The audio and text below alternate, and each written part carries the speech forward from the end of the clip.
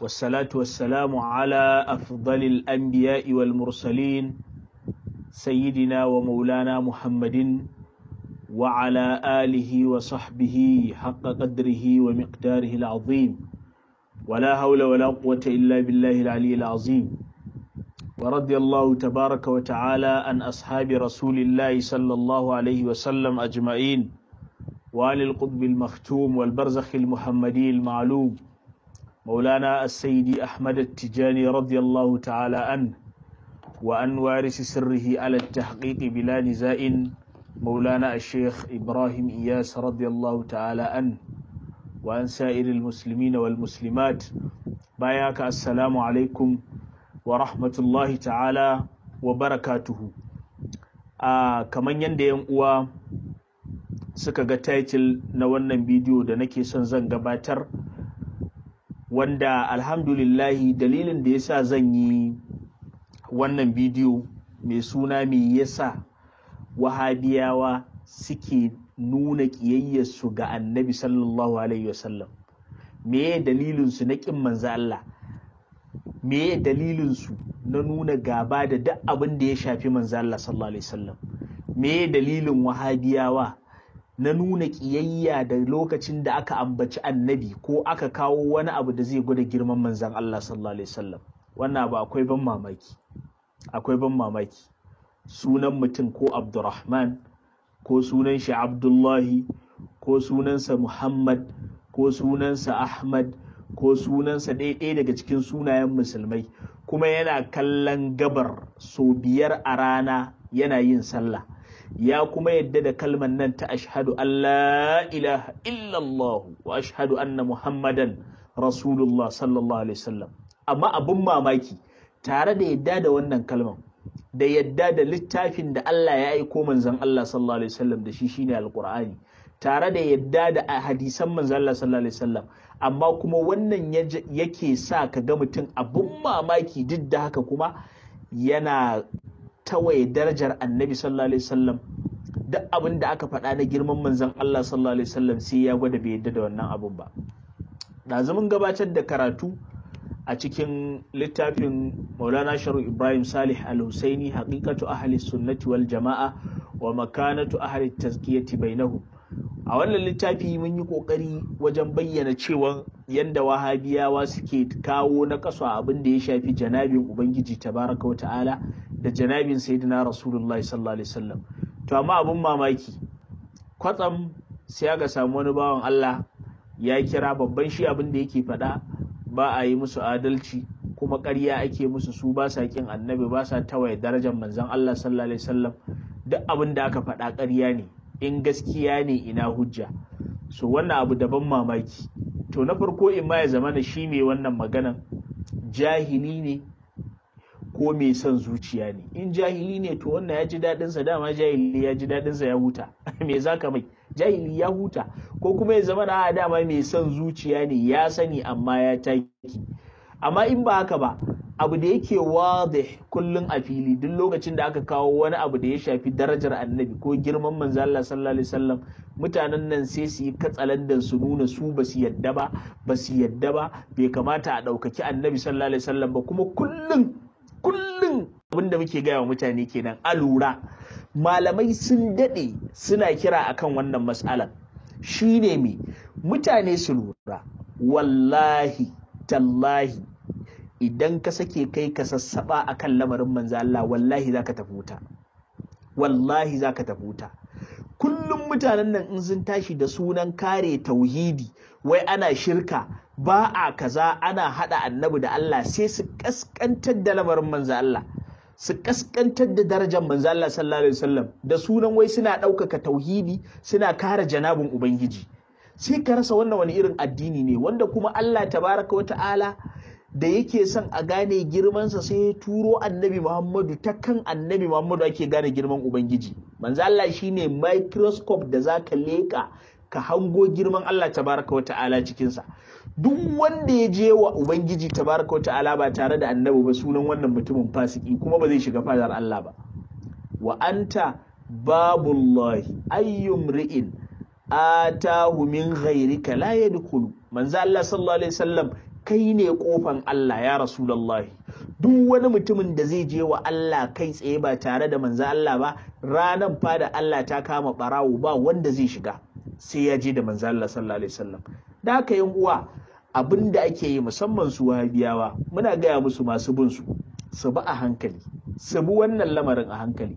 Da sunan tauhidi ana raba ku da manzo Allah sallallahu alaihi wasallam, da sunan kare tauhidi ana raba ku da iyalan gidan manzo Allah, da sunan kare tauhidi ana raba ku da sahabban manzo Allah sallallahu alaihi wasallam.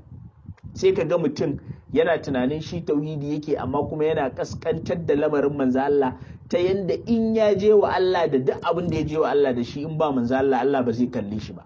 Dan haka yan uwa, mu bi waɗannan abubuwan a hankali. Wannan bawan Allah da ka kira ɗazu, ina fatan kana bi. Zan maka wani bayani ba tare da na tsawaita ba, zan nuna maka wannan abin. Ya rage maka, in ka je ka duba ka gani, in kana da idan dubawa ka duba ka gani, in baka da idan dubawa ka ɗauki maganganun da na faɗa ka kai wa malamanka ka tambaye su, shin abin da aka faɗa ɗin nan haka ne, kuma meye dalilin wannan malamin da ya faɗa haka. Za ku gani ‘yan uwa, ga wani littafi na Ibn Usaimin mai suna As-Sunan wal Bid'a, sunnoni da bid'o'i. Kun san su kullum bid'a, kullum wane yan bid'a, mu ne ahlus sunna, wane yan bid'a, ba haka suke faɗa ba. To Ibn Usaimin da kowa ya san shi ɗaya ne daga cikin shahararrun jigajigan shehunan wahabiya na wannan zamani, wanda Allah ya mai rasuwa ba da jimawa ba, ɗaya daga cikin malaman Saudiya. Ya kawo cikin littafinsa As-Sunan wal Bid'a shafi na 41 ga maganar da yake. Za mu duba maganar nan mu gani, maganar nan shin girman annabi take gwadawa alaihi salatu wassalam, ko kuma naƙasta manzo Allah sallallahu alaihi wasallam take. Ya rage masu su wahabiyawan su ji su duba. Idan sun ga wannan abin da wannan malamin ya faɗa daidai ne, su ci gaba, amma su san akwai Allah, inna rabbaka labil mirsad. Idan sun ga ba daidai bane, to su daina nuna wa mutanen su da sunan tauhidi wai za su kare tauhidi, amma kuma suna ruguje girman manzon Allah sallallahu alaihi wasallama. Ibn Usaimin ga abin da ya kawo, wani ga bayanin tambaya aka tambaye shi, aka ce kathiran ma nara ala al-judran kitabata lafzil jalala wa bijanibiha lafzat Muhammadin sallallahu alaihi wasallam. Malam Usaimin tambayan mu shine, so da yawa mukan ga a jikin gini, jikin bango na gidajen mutane ko na kasuwa ko na shagunansu ko a wasu gurare, a jikin bango sai mu ga an rubuta lafzal jalala, lafazin kalman Allahu, kalman Allah, sai mu ga an rubuta kalman Allah. Wa bijanibiha, a gefen wannan kalma na Ubangiji sunan Allah tabaraka wa ta'ala, sai mu ga an rubuta lafzata Muhammadin sallallahu alaihi wasallam, sai mu ga an rubuta sunan Annabi Muhammadu. Ma'ana ana rubuta Allahu Muhammadu. To wai me hukuncin haka? Auna jid zalika, ko kuma mu ga an rubuta sunan Allah tare da sunan manzon Allah sallallahu alaihi wasallam alar riqa, a bisa wani ɗan yanki na fata ko takadda, au alal kutubi, ko mu ga an rubuta sunan Allah da sunan manzon Allah a jikin littattafai, au ala ba'dil masahifi, ko a jikin wasu takaddu sai mu ga an rubuta sunan Allah, an rubuta sunan manzon Allah sallallahu alaihi wasallam. Fa hal mawdi'uha hadha sahihun? Shin rubuta sunan Allah da ake yi da sunan manzon Allah sallallahu alaihi wasallam a haɗa a guri ɗaya, wannan abin sahihi ne, ya inganta? To dan Allah, kafin a bada ansa, musulmai ku halarto da kwakwalwanku da tunaninku, shin yanzu kawai in ka ɗauka ka rubuta Allahu Muhammadu, dan girman Allah ne a cikin wannan akwai laifi? Akwai laifi? Kafin mu zo ba da ansa, kawai ka ji a ranka an rubuta Allahu Muhammadu, kawai sai wani ya ce maka wannan bai halatta ba. An rubuta Allahu Muhammadu, kawai wani ya ce maka bai halatta ba. To ga amsa, shin an tambayi Ibn Usaimin hukuncin rubuta sunan Allah da sunan manzon Allah? Su suna son su raba tsakanin Allah da manzon Allah, don haka bari ku ji amsan da zai bayar.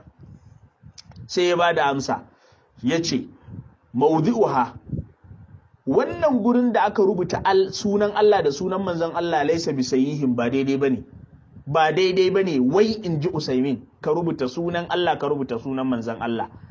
Me dalilin ka Ibn Usaimin? Sai ce li anna hadha yaj'alu an-nabiyya sallallahu alaihi wa sallam niddan lillahi, domin rubuta sunan Allah da sunan manzon Allah zai mai da manzon Allah ya zamanto kishiyan Allah. La ilaha illallah Muhammadur Rasulullah sallallahu alaihi wasallam. Dan Allah ya ku duba wannan abu.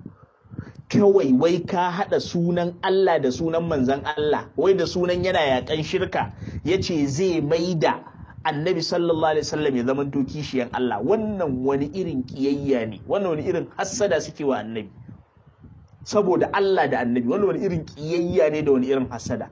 Wai haka zai maida manzan Allah sallallahu alaihi wasallam ya zama kishiyan Allah, musawiyan lahu, zai maida manzan Allah yayi daidai da Allah.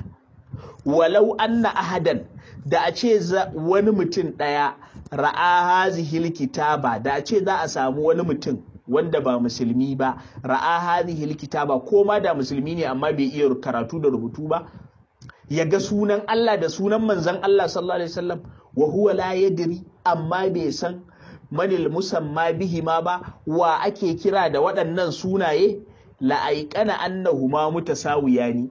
Wannan wanda ya ga sunan zai tabbatar da cewa wai waɗannan sunaye ne wanda suke daidai suke, wato ba zai iya bambance wannan ubangiji bane wannan bawa ne, inna lillahi wa inna ilaihi raji'un. Mutamasilani zai ɗauka kuma abu ne da suke daidai, suke kama ko suke tsaran juna. Fayajibu izalatu ismi rasulillah, dan haka ya wajaba duk lokacin da aka ga sunan Allah da sunan manzon Allah, izalatu ismi rasulillah, a goge sunan manzon Allah sallallahu alaihi wasallam. To wani in ka zo ka ɗauki wannan yanzu ka ce mai wannan ƙauna ce, tambaya ce gashi muna wahabiyawa, wannan cewan in ji Ibn Usaymin, in an ga sunan Allah an ga sunan manzon Allah a goge sunan annabi a bar sunan Allah. Tambaya, wannan ƙauna ce, girmama annabi ne ko raina annabi da walakanta annabi? Saboda Allah in ka ga sunan Allah da sunan manzon Allah sallallahu alaihi wasallam, ka goge sunan annabi ka bar sunan Allah. Tambaya muke yi.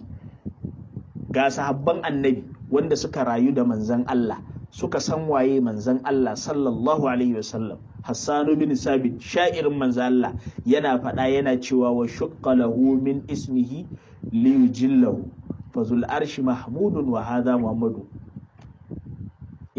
Wa shaqqa lahu min ismihi li yujillahu fazul arshi mahmudun wa hadha muhammadu.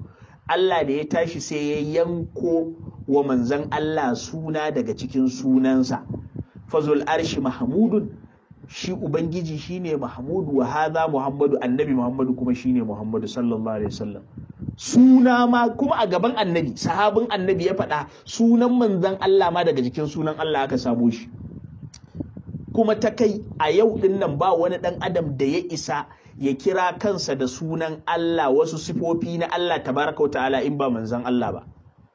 Annabi sallallahu alaihi wasallam shine wanda Allah ya yaddar mai ya dauki wani sifofi daga cikin sifofin Allah, sunaye ne sifofin Allah, manzo Allah ya kira kansa da shi. Alqur'ani, laqad ja'akum rasulun min anfusikum azizun alayhi ma anittum harisun alaykum bil mu'minina raufur rahim. Waye raufur rahim anan? Ba manzon Allah ba? To waye ar-raufu ba Allah ba? Waye ar-rahimu ba Allah ba tabaraka wa ta'ala? Sunan Allah ma ana kiran gashi, sunaye ne kuma sifofi ne na Allah, an kira annabi Muhammadu da shi a alqur'ani. Amma ga Ibn Usaymin yana cewa duk yanda aka ga a jikin gini ko a littafi ko a takarda ko a wani abu aka ga an rubuta sunan Allah, aka zo aka rubuta sunan manzon Allah, yace a goge sunan manzon Allah a bar sunan Allah. To wannan irin kauna da wahabiyawa suke gwadawa annabi, mu dai bamu san wani irin kauna bane, wannan. Ya kamata ku fito duniya wannan maganan a duba a cikin littafin as-sunan wal bid'a na Ibn Usaymin, in babu a gaya mana. Sai ya ce to da ya tafi Ibn Usaymin sai ya ƙara fadawa cikin wani galan ɗin da kuma ya san ba zai fita kai tsaye ba. Wani galan ne wannan?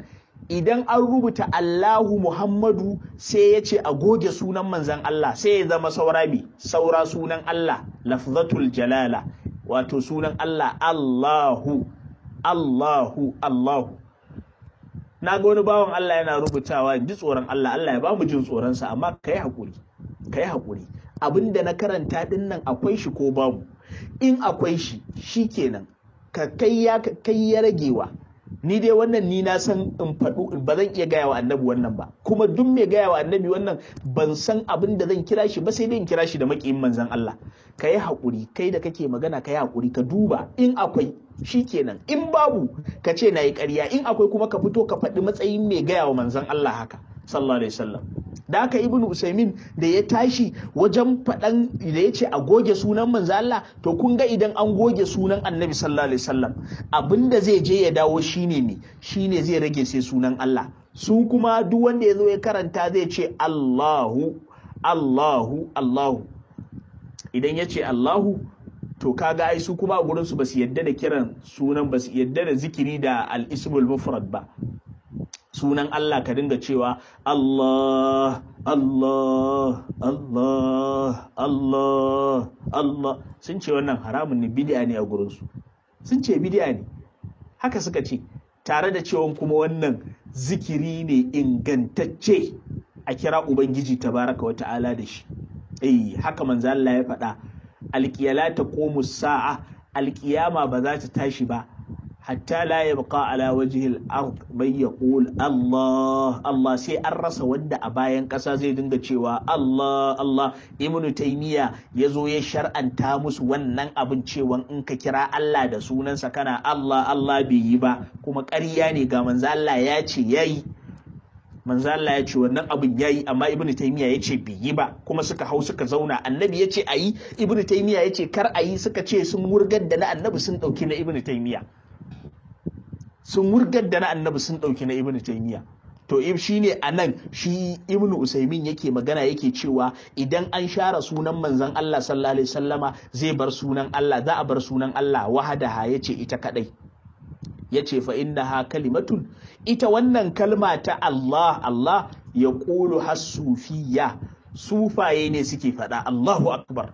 Duk wani sufi ya ce Allahu akbar, wallahi ka gode wa Allah. Duk wani sufi ya gode wa Allah ya ce Allahu akbar, wallahi mun gode. Kaga alhaqqu ma shaida biyu a dawo, yanzu dai gashi abokan gaban mu sun mana shaida, in ka ji an kira Allah to ba wani bane ya kira Allah, sufi ne. La ilaha illallah. Allah mun gode, Allah mun gode, Allah mun gode. Aw kufurun billahi an qala abdun mukhlisan la ilaha illallah aw nistaghfara al ilaha yurji minhu ghufrana ma janatu yadahu in yakun za ya ayyuhan nasu kufran falzamul kufra tahmadu uqbahu. Wallahi tallahi mun gode Allah, ba shaidar da zaka yi min shaida mafi tsada irin ka ce min ni dinnan mai zikiri ne, mai yawan kiran Allah ne, ba shaidan da za ka yi min da ya wuce wannan. To don haka mun gode wa Allah, mun gode wa Allah, mun gode wa Allah. Gashi da bakinsu Ibn Usaimin yana faɗa yana cewa kalman Allah Allah fa innaha kalimatun yaqulu hasufiya, kalma ce da sufaye ne kawai suke kiran Allah da ita. Allah mun gode. Duk cikin sunayen Allah kuma ba suna mai tsada irin Allah Allah Allah. Yan uwa a rike ta, a rike ta, babu kalma mai daraja sama da wannan kalman Allah Allah. Ibn Usaimin yace wa yaj'alunaha badalan an zikiri, wai sai su dauki wannan kalman su musanya ta a mazaunin ita ce zikiri. La ilaha illallah. Akwai zikirin da ya wuce ka kira Allah? Me zikiri dama? Ba haka annabi ya faɗa ba, uzkurullah hatta yuqal majnun, ku yi ta ambatan Allah sai an ce muku mahaukata. To me ambatan Allah? Shine kai ta kira Allah Allah Allah. Ibn Taymiyyah da ya kawo sharadi na baubanci cewa wai sai ka hada jumla mufida ka tayar da jumla, wannan haukansa ne, shi ya san wannan, shi ya san wannan. Manzo Allah bai gaya mana wannan ba. Annabi cewa yayi ku ambaci Allah, daga cikin ambatan Allah tabaraka wa ta'ala shine ka dinga ambatan sunayensa. Yawwa, Allah yana da sunaye, wallahi al-asmaul husna fad'uhu biha. Allah yana da sunaye kyawawa, ku kira shi da wannan sunaye. To wani suna ne ya kai Allah Allah Allah kyau? Babu. Wahabiyawa ku ji tsoron Allah, ku ji tsoron Allah. Annabi bai muku komai ba wallahi. In za ku kaunaci annabi ku kaunace shi. Addinin nan nashi sallallahu alaihi wasallam da ya zo da shi bai ce dole sai kayi kana munafunci a ciki ba. Annabi cewa yayi a alqur'anin da Allah ya turo shi da shi, la ikraha fid din, babu tilas a addini. Annabi cewa yayi a cikin alqur'ani Allah ya ce mai afa anta tukrihun nasa hatta yakunu mu'minin, tilasta mutane zaka yi dole sai sun zama mu'minai. lasta alaihim bi musaitir illa man tawalla wa kafar fa yu'azzibuhu Allahu al-azab al-akbar. Haka Allah ya faɗa a cikin Alƙur'ani, wanda ya ga dawa wannan abinda Allah ya gaya manzo Allah kenan, qul ya ayyuhal kafiruna la a'budu ma ta'budun wala antum abiduna ma a'budu wala ana abidun ma abattum. Wannan a cikin Alƙur'ani da manzo Allah ya zo da shi. To dan me zai zamana annabi ya bada yanci kai addinin nan in ka ga dama, amma abin da zai faru yana kanka, kai kuma sai ka zo ana munafuntan annabi, ana sare kasan addinin. Duk addinin da babu ganin girman manzon Allah a ciki, wallahi tallahi da shi da addinin coci ɗaya ne. Duk wani addini da ba zai koya maka addinin musulunci dai, wai ka ce addinin musulunci kake amma baka ganin girman manzon Allah, ka koma zuwa coci kawai yafi maka alheri. In dai ba za ka ga girman annabi ba, Allah baya buƙatan addinin ka, baya buƙatan komai naka. Amma komai aka taba ku annabi bai kai ba, annabi bai san kaza ba, annabi bai iya ba, annabi mutum. Me manzo Allah ya muku? Me annabi ya muku? Me annabi Muhammad ya muku? Dan girman Allah ku ji tsoron Allah. Ga abin da Ibn Usaymin yake faɗa, sai yake cewa kalman Allah sufaye ne suke faɗa. Sai ya ce ya ƙuluna Allah, sufaye ne suke cewa Allah, ya ce wa ala hadhihi, kaga akan wannan lamari fatul ga aidan, ita ma kalman Allah din a goge ta. Bayan da in kaga Allahu Muhammadu yace ka goge sunan Annabi Muhammadu, kar ka bar Annabi Muhammadu tare da Allah, ka goge ka raba Annabi Muhammadu da Allah. Sai yazo yace to ai ita ma Allah din za a yi zikiri, sufaye za su faɗe ta. Yace fatul ga ita ma a share ta a goge ta. Yace fala yuktabu, kar a yadda a rubuta Allah, kalman Allah, wala Muhammadu, kar a yadda a rubuta sunan manzon Allah sallallahu alaihi wasallam alal judrani, akan gini, wala firriqa'i, kar a rubuta sunan Allah ko sunan manzon Allah a jikin wani yankin fata ko yankin wata takarda, wala fi gairihi, ko a jikin wani abu. Ya jama'ar annabi ku ji fatawa. Kawai kaga sunan Allah da sunan manzon Allah, Ibn Usaymin yace kar ka yadda ka bar sunan Annabi Muhammadu a jikin sunan Allah ka goge. Kai daga ƙarshe yace sunan Allah ma shi ma ka goge. Kar ka yadda ka rubuta sunan Allah, kar ka yadda ka rubuta sunan Annabi Muhammadu. Meye dalilin sa? Yace wanda bai iya karatu ba ko bai san meye Allah da manzon Allah ba, in ya zo ya gani zai dauka da Allah da Annabi Muhammadu sallallahu alaihi wasallam abu ɗaya ne. To aje ma ya dauka da Allah da Annabi Muhammadu abu ɗaya ne. Amma ai bai san Allah bane, bai san manzon Allah bane, tunda bai iya karatu ba. Ashe inda ya iya zai bambance. To da bai sani ba fa, yana da laifi? Bai da laifi. Kai da ka sani in ka ɗauka abu ɗaya ne, kace Allah shine annabi ko annabi shine Allah, kai shirka. Wanda bai sani ba fa, bai da laifi.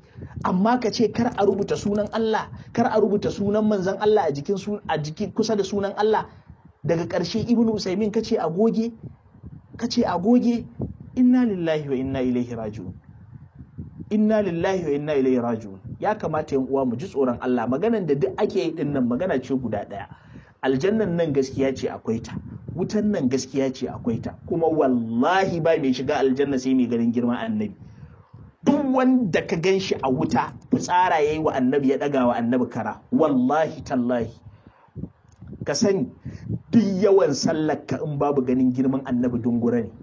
Duk yawan azumin ka in babu ganin girman annabi sallallahu alaihi wasallam kishin ruwan banza ne. Duk yawan zuwa hajjin ka in babu ganin girman manzo Allah sallallahu alaihi wasallam wahala banza kai, wallahi tallahi.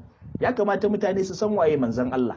Annabi sallallahu alaihi wasallam shi kadai ne kofar Allah da idan ka je wa Allah ba annabi, wallahi duk abin da ka je da shi mummuna ne wannan abu. Duk abin da ka je da shi gurin Allah ba tare da ganin girman annabi mummuna ne. Amma wani irin gaba ne ta kai a ce kawai an rubuta sunan manzo Allah sallallahu alaihi wasallam, sunan annabi kawai ka ce wai a goge za a mai da annabi Allah. To fa da irin wannan abin da sunan shine fa tauhidin da suke kira kullum. Inqazul ibadi min ibadatil ibadi ila ibadati rabbil ibadi. In ka a ceto bayi daga bautan halittu su koma bautan ubangijin halittu. To irin wannan tauhidin ne fa suke koya maka. Duk wanda ya je wa Allah da wannan tauhidin, wallahi tallahi dai shi da mai bautan barbusha dai suke. Intabihu ya ibadallah. Annabi ya wuce wasa sallallahu alaihi wasallam. Annabi ya wuce wasa. Annabi ba abun wasa bane wallahi. Sunan manzo Allah yan uwa, da yanda kuka ga sunan annabi ku rubuta. duk yanda kuka ga sunan manzo Allah da sunan kuka ga sunan Allah kawai ma babu sunan annabi ku rubuta, saboda Allah da manzon Allah ba a taba raba su ba. Dalilai kaman haka. Na farko shine wa ya taba zuwa cikin masallaci, gashi ubangiji yana faɗa cikin alqur'ani, wa annal masajida lillahi fala tad'u ma'a Allahi ahada, wa annal masajida lillahi fala tad'u ma'a Allahi ahada. Ba haka bane alqur'ani ya faɗa? Masallatai duk yanda kaga masallaci na Allah ne, fala tad'u ma'a Allahi ahada, kar ku kira kowa tare da Allah, ko kar ku bauta wa kowa tare da Allah a cikin masallaci, kar ku bauta wa kowa Allah tare da kowa, afwan, kar ku bauta wa Allah tare da kowa a cikin masallaci. To ya ake yi? Gashi annabi Allah ya faɗa cikin alkur'ani masallaci nashi ne, ba a haɗa shi da wani wajen bauta a cikin masallaci. Amma da za ka shiga masallacin ka je ka ce Allahu akbar ashhadu an la ilaha illallah, ashhadu an la ilaha illallah, sai ka ci gaba, baka ce ashhadu anna muhammadan rasulullah, ashhadu anna muhammadan rasulullah, ka ki ka faɗa haka, sallar ka tayi? Ko kai ne uban gadarasa duniya, ka san dunguran banza kai in baka kira annabi ba. A cikin masallaci, a cikin sallah, Allah ya haɗa sunansa da sunan manzan Allah, amma ga Ibn Usaimin ya ce in kun ga sunan Allah da sunan annabi ku goge sunan manzan Allah sallallahu alaihi wasallam. Gashi Allah yana faɗa in za ku shiga sallah ku faɗa ko za ku kira sallah, ashhadu an la ilaha illallah, ashhadu anna muhammadar rasulullah. Gashi ana faɗa, gashi a cikin sallah, amma shi ya ce a goge, Allah kuma ya hada. Na san kuwa duk girman yanda aka rubuta sunan Allah a jikin garu, duk yanda aka rubuta sunan Allah da sunan manzo Allah a cikin garu, bai kai yanda ake kiran sunan Allah da sunan manzo Allah a cikin sallah ba. Wannan kenan. Abu na biyu, in ka zo wajen tahiya, ka isa ka zo cikin sallah ka ce za ka yi tahiya babu sunan manzan Allah a cikin tahiyan, yi in ka isa. At-tahiyatu lillahi din nan har zuwa ƙarshe, wajen assalamu alayka ayyuhan nabiyyu wa rahmatullahi ta'ala wa barakatuh, an faɗa cewan ba za ka ce assalamu alayka ayyuhan nabiyyu ba, tare da cewan na gani da ido na a wani littattafai da suke zuwa da shi daga Saudiya, irin guntattakin littattafan nan, wannan gurin ma da sunan shirka, sai da suka ce wai da sunan yakan shirka, wallahi na gani sai da suka canza suka ce kar mutum in ka zo cikin tahiya ka ce assalamu alayka ayyuhan nabiyyu, ai kaman kana magana ne da mukhadab abokin maganan ka wanda yake raye, shi kuma annabi ya riga ya mutu, dan haka kar ka ce assalamu alayka ayyuhan nabiyyu, sai dai ka ce assalamu alan nabi. Wallahi haka suka ce assalamu ala nabi, wai sai dai ka ce assalamu ala nabi, ba za ka ce assalamu alayka ayyuhan nabi ba. Wallahi ya kaskace, na gani da ido na a cikin irin kananan littattafan nan da suke kawowa, wannan ma'ruf ne a gurin su. Annabi sallallahu alaihi wasallam me yake faɗa a cikin tahiyansa? Assalamu alayka ayyuhan nabi. Sayyidina Abubakar me yake faɗa? Assalamu alayka ayyuhan nabi. Sayyidina Umaru, Sayyidina Usmanu, Sayyidina Ali, assalamu alayka ayyuhan nabi. Amma su me suke faɗa? Suka ce in an zo wajen sahabbai dukkan su assalamu alayka ayyuhan nabi, tabi'ai dukkan su assalamu alayka ayyuhan nabi, al-Imam Abu Hanifa, Malik, Shafi'i, Ahmad, Al-Auza'i, dukkan waɗannan gaba ɗaya waɗannan manya-manyan jigajigan musulman duniya duka an yi ijma'i mai suke cewa a sallah assalamu alayka ayyuhan nabiyyu. Amma wahabiyawa suka zo suka ce karka yadda ka ce assalamu alayka, amincin Allah ya tabbata a gare ka, ai annabi ya mutu, kaman kana magana da annabi, ka canza wa annabi, ka canza wa sahabbai, ka canza wa tabi'ai, ka canza wa tabi'ut tabi'ina, ka canza wa malaman duniya, ka ce assalamu alan nabi, da sunan tauhidi a ruguje maka annabi, da sunan tauhidi a ruguje maka annabi. To wannan dai mu muna yi, mun isar. Wanda ya ji ya rage mai ya ɗauka, wanda ba zai ɗauka ba ya san yadda zai yi da Ubangiji, inna rabbaka labil mirsad. Kuma yanzu ku ɗauka duk maganan nan da Ibn Usaimin yake, duk maganan nan na cewa in ka ga sunan annabi an haɗa shi da sunan Allah ka goge sunan annabi yanda ya faɗa. To bari ku sha abin mamaki, mu ɗan yi kewaye a cikin alƙur'ani, mu ga shi ubangiji tabaraka wa ta'ala wanda shi ne ya zo ya ce baya son a yi mai shirka. Shi Allah ya fi kowa daga cikin halittunsa ƙin shirka, ƙin a yi mai shirka. Me Allah tabaraka wa ta'ala yake faɗa? Ubangiji tabaraka wa ta'ala cikin Alƙur'ani ya haɗa sunansa da na manzan Allah.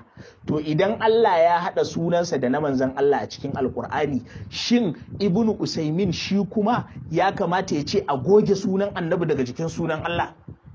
Misali, faɗin Allah tabaraka wa ta'ala, yanda Ubangiji tabaraka wa ta'ala yake cewa atiullaha wa atiur rasula, ku bi Allah ku bi manzan Allah. Allah ya hada sunansa da na annabi ko bai hada ba? Ya hada. To kai Ibnu Usaimin da kace a goge sunan annabi a jikin Allah me kai?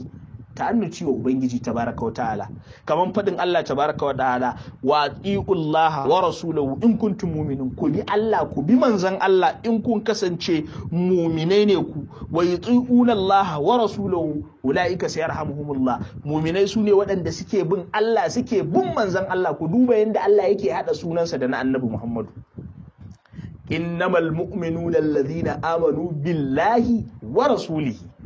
Muminai su ne waɗanda suka yi imani da wa billahi da Allah da kuma wa rasulihi da manzan Allah, gashi a haɗe. Haka Allah yake faɗa tabaraka wa ta'ala. Allazina stajabu lillahi war rasuli, waɗanda suka amsa kiran Ubangiji suka amsa kiran Annabi Muhammadu, bai raba ba. Istajibu lillahi wa lirrasuli, ku amsa wa Allah ku amsa wa manzo Allah. Wa man ya'sillaha wa rasulahu, wanda ya saba wa Allah ya saba wa manzansa. Illal ladina yuzuna Allah wa rasulahu, wanda suke cutar da Allah suke cutar da manzo Allah. Bara'atun minallahi wa rasulihi, gashi dai. Inna ma jazaa'ul ladina yuharibuna Allah wa rasulahu, gashi nan dukkan su gashi yanda Allah yake hada sunansa yake hadawa da sunan manzon Allah sallallahu alaihi wasallam. To dan haka abinda muke gaya wa ‘yan uwa, annabi sallallahu alaihi wasallam ba abun wasa ba ne. Duk wanda zai raba ka da annabi fasiki ne shi. Duk yanda kake ganin sa malami, kake ganin sa da tsawon gemu, kake ganin mandansa a dangale, matukar zai raba ka da annabi Muhammadu, wannan mutumin fasiki ne. Ka'inan man kana, wannan ina gaya maka ƙaulan wahidan. Duk wanda zai raba ka da annabi fasikun, munafiqun, ja'irun, ahmaqun, kazzabun, ashir. Duk wanda zai raba ka da manzon Allah fasiki ne, ka rabu da shi. Karka yadda ka biye masa, manzon Allah ya wuce wasa wallahi tallahi. Amma in ba haka ba, in ban da gaba, me ya kai kawai dan an ce a rubuta sunan Allah, a rubuta sunan manzo Allah, malaman ku suna zuwa suna cewa wai a goge duk yanda kaga an rubuta Allahu Muhammadu an hada sunan Allah da sunan manzon Allah, ka goge sunan Annabi Muhammadu. Wani irin gaba ne wannan? Me manzo Allah ya tsare muku? Me Annabi Muhammadu ya tsare muku? Mu ji tsoron Allah, wallahi tallahi. Duk wanda ya je wa Allah ba manzan Allah wuta zai tafi. In dai girman manzan Allah ya kai a gurin Allah, a hadisi sahihi, ɗaya daga cikin sahabban manzan Allah ya zo yana sallah, manzan Allah ya kira shi Ubayyu bai ansa ba. Bayan ya idar da sallah ya taho gurin manzan Allah ya ce, ya Rasulullahi, sallah nake yi, sai sa ban ansa maka ba. Manzo Allah ya ce in kira ka kace kana sallah, baka ji Allah ya ce istajibu lillahi wa lirrasuli idza da'akum bima yuhyikum ba Allah ne ya ce in annabi ni na kira ku ka amsa ba? Malamai suka ce dole annabi in ya kira ka, ko sallar farilla kake yi, ka yanke ta kai tsaye ka tafi kiran Annabi Muhammadu.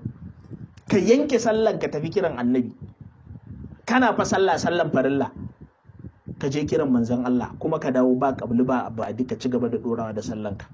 Amma wani wai yau ya zo fi sabilillahi wa rasulihi, yana cewa Ibn Usaimin yana cewa wai in kaga sunan Annabi Muhammad a jikin sunan Allah ka goge. Haba yan uwa, wahabiya kun yi wa manzon Allah adalci, salafiya kun yi wa manzon Allah adalci, yan izala kun yi wa Annabi adalci. Ku ji tsoron Allah, wannan abubuwa da ake fatar da al'umman manzo Allah da sunan tauhidi, da sunan kafa sunna, kuma a raina annabi sallallahu alaihi wasallam. Duk abin da aka kawo na falala na manzon Allah ku kushe, annabi ya ga Allah ku ce bai ga Allah ba, mu ce muku manzon Allah ya san gaibu ku ce bai san gaibu ba, mu ce muku iyayen annabi ba su wuta suna aljanna ku ce ƙarya ne iyayen annabi suna wuta, mu ce muku manzon Allah ba mutum ne irin kowa ba ku ce ƙarya ne manzon Allah mutum ne irin kowa, tare da cewa a cikin kowa akwai barawo, akwai ɗan caca, akwai ɗan zina, akwai ɗan giya, duk suna cikin kowa, amma kuka rasa me za ku ce wa annabi, kuka ce annabi mutum ne kaman kowa. Saboda Allah da manzo Allah, mu ce muku manzo Allah sallallahu alaihi wasallam yana da girma a gurin Allah, ku ce in an ce annabi yana da girma sosai, kar a kai annabi girman da bai kai ba saboda kar ya zama Allah. To wani girma ne annabi bai kai ba? Wani girma ne annabi bai kai ba? Duk abin da aka faɗa sai kun kushe akan manzo Allah, duk abin da aka faɗa sai kun kushe. Iyayen annabi ba su wuta ku ce na annabi ya ga Allah ku ce bai ga Allah ba, ku make kuma akan haka sallallahu alaihi wasallam. A yi tawassuli da annabi ku ce ba za a yi tawassuli da shi ba, duk wanda ya yi tawassuli da annabi mushriki ne. A je kabarin annabi a ziyarci annabi ku ce ba za a ziyarci annabi ba, duk wanda ya je ya ziyarci annabi ya zama kaza. Kabarin manzon Allah ma Albani ya rubuta ya ce a fitar da shi daga cikin masallacin manzon Allah saboda mazhari ne na shirka. Kabarin manzon Allah fa haka Albani ya faɗa, ya ce a fitar daga cikin masallacin manzon Allah saboda mazhari ne na shirka. To don haka mu abin da muke faɗa muku, ku ji tsoron Allah. Abin da ya sa wannan abu kukan kira da sunan shi ne addini, ku ɓatar wa annabi sallallahu alaihi wasallam da al'umma. Tauhidin kun canza shi gaba ɗaya, kuna kira zuwa ga tauhidi, amma wani irin gurguntaccen tauhidi wanda yake nuna cewa Allah yana da fiska, yana dariya, yana da hannu, yana da kafa irin na mutane, fiska irin na mutane, idanuwa irin na mutane, komai kuka mai da Allah jiki tabaraka wa ta'ala, kuka mai da Allah jiki. Allah zai matsa akan al'arshi manzon Allah ya zauna, duka irin waɗannan abubuwa. Hadda ma wani yake cewa wanda duk yayi musun cewan annabi ba zai zauna a gefen Allah kusa da al'arshi ba, faqad ankara fadilata Muhammadin sallallahu alaihi wasallam, wa man ankara fadilata Muhammadin fa huwa kafirun bil ijma'. Inna lillahi wa inna ilaihi raji'un. Inna lillahi wa inna ilaihi raji'un. Irin san ku ga annabi kenan, a mai da Allah jiki. In kuma da zaka zo ka ce wannan mutumin annabi ya san gaibu, shi zai fara daga gemu da haɓa yana annabi bai san gaibu ba, annabi bai san gaibu ba, annabi bai san me zai faru gobe ba, annabi bai isa yi maka komai ba, bai isa ya cutar da kai ba, bai isa ya amfanar da kai ba. Sandar da zaka rike ka kori maciji tafi maka annabi. Annabi kamar envelope ne, an turo shi da sako, Allah ya turo shi da risala, ya baka wannan sakon a shi kenan. Dan haka bai da wani amfani a wajen ka, sakon da ya zo maka da shi ya isar da kai. Na me wannan kiyayya haka, na me? Kuma kullum an tambaye ka sai ka ce ashhadu an la ilaha illallah, ashhadu anna muhammadan rasulullah. Nemo wani annabi muhammadin dai ba wannan wanda kake faɗa ba, in akwai nemo wani muhammadu. Amma manzo Allah kan wallahi ya san gaibi, manzo Allah iyayensa ba su wuta, manzon Allah ya ga Allah, manzo Allah ba mutum ne irin kowa ba sallallahu alaihi wasallam. Manzo Allah yana da darajar da babu mai irinta a gurin Allah. فمبلغ العلم فيه أنه بشر وأنه خير خلق الله كلهم. دع ما ادعته النصارى في نبيهم، واحكم بما شئت مدحا فيه واحتكم، فإن فضل رسول الله ليس له حد فيعرب عنه ناطق بفمي. فمبلغ العلم فيه أنه بشر وأنه خير خلق الله كلهم صلى الله عليه وسلم.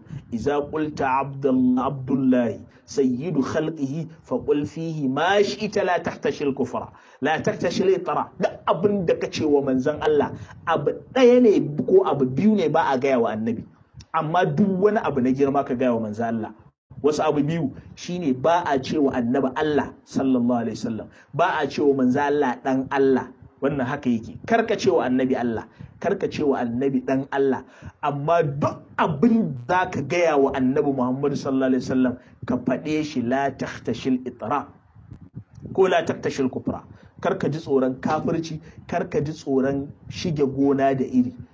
Yanda suke faɗa wai hadisi annabi ya ce, ai annabi ya faɗa, to ya za ka yi? Haka suke kawo mana malam, ka ga wani daƙiƙin da baya gane ma ko jan baki bai iya ba, ga to ya za ka yi da hadisi manzo Allah sallallahu alaihi wasallam ya ce la tatruni kama ataratin nasara Isa ibn Maryam. kar ku fifita ni ku daga ni ku yi ta kambama ni kamar yadda nasara suka fifita annabi isa suka daga shi suka kambama shi. Sai tambaya ya biyo baya, wani irin fifitawa nasara suka yi wa annabi isa? Wani irin fifitawa ne? ba da ansa. Me ya fifitawa? Duk tsiyarka cewa za ka yi sun ce wa annabi isa dan Allah, ko kuma sun ce wa annabi isa Allah. To ni na ce wa annabi Allah? Ni na ce wa annabi dan Allah? Ban ce wa annabi Allah ba, ban ce wa annabi dan Allah ba. Da haka da manzo Allah ya ce kar ku fifita ni irin yanda nasara suke fifita annabi isa, suke daga shi, suke kwambama shi, suke yabansa. Annabi yana gaya maka kar ku ce min Allah, kar ku ce min dan Allah, amma duk wani abu na girma ku faɗa min ni manzo Allah na kai ku gaya mu. Don haka ƴan uwanmu Muhammadawa, billahi lazi duk wanda ya ce kawo wukanka in canza maka, ya nuna maka da wacce zai canza maka. Mutane ku ba a hankali, ku ba a hankali. Mutum zai zo da sunan addini, mutane zato suke yan iska sai a bariki ko a gidan rawa.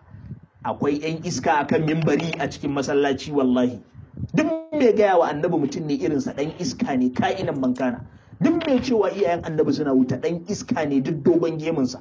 Duk mai cewa manzo Allah sallallahu alaihi wasallam mutum ne irinsa, annabi bai san gaibu ba, annabi ya mutu bai da wani amfani, dan iska ne ka'inan mankana. Kowaye shi duk tsawon gemunsa. Gwanda ɗan iskan gidan rawa da wannan limamin inda zai gaya wa manzo Allah haka. Da haka yan uwa a bi a hankali. Da haka wannan shine takaitaccen karatunmu na yau, kuma masail ne wanda muka ɗauke su za mu dinga tattauna su ɗaya bayan ɗaya bi iznillahi tabaraka wa ta'ala a duk ranaku da muka samu dama a wannan peji na mu'assasatul anwar a YouTube. Wannan dan YouTube ne kai tsaye insha Allah tabaraka wa ta'ala. Don haka duk wanda yake bin mu kai tsaye a live a YouTube din nan, insha Allah tabaraka wa ta'ala zai dinga jin kadiyoyi da zamu dinga ɗaukowa muna baje su insha Allah cikin minti 30 40 50. Kuma in Allah yadda za mu dinga ba da lokaci, hatta nan ban waya ana kira, mai kira ya yi, mai faɗa abin faɗa ya faɗa. Amma mu dai wannan magana na Ibn Usaimin na cewan wai di yanda aka ga sunan manzan Allah tare da sunan Allah a goge a cire, to ba mu yadda da shi ba, ba mu bayansa, ba mu amince da shi ba, ba mu goyi bayansa ba. Shi ta shafa, amma mu wannan ba ruwanmu, ba mu yadda ba, ba mu amince ba, ba mu yadda ba, ba mu amince ba. Ga kuma dalilai mun karanta daga ayoyin alkur'ani wanda suke ƙaryata maganarsa kai tsaye. Wanda ya ga zai bi shi ya bi shi, mu mun bi ubangiji tabaraka wa ta'ala, mun ba alkur'ani. Wanda ya ga zai bi Ibn Usaimin ya bi shi, ya bi shi. Amma mu dai mu ba mu yadda ba, ba mu yadda ba, ba mu yadda ba, ba mu yadda ba, ba mu yadda ba, ba mu yadda ba. Muna daɗa faɗa ba mu yadda ba. Wannan shine magana ta gaskiya. Ubangiji tabaraka wa ta'ala ya yi mana gudumawa, albarkan manzon Allah sallallahu alaihi wasallam. Allah ya taimake mu, Allah ya mana gudumawa, albarkan manzon Allah. Wani yana ta kira, ka yi haƙuri, ba kiran WhatsApp bane ake, kuma ma ba na kira bane. Allah ya taimake mu, albarkan manzon Allah sallallahu alaihi wasallam. Wa sallallahu wa sallam wa barik wa an'im ala sayyidina wa maulana Muhammadin wa ala alihi wa sahbihi haka qadri wa darul azim. Akwai email na wannan shafi kamar yadda kuke gani insha Allah. Wanda da yake da wani tambaya ya iya turowa ta email din insha Allah. Akwai lokacin da za mu haɗa tambayoyi mu karanta su mu ansa insha Allah tabaraka ta'ala. Allah ya taimake mu. Da Allah mai kira ka yi haƙuri, ba lokacin kira bane. Assalamu alaikum wa rahmatullahi wa barakatuh.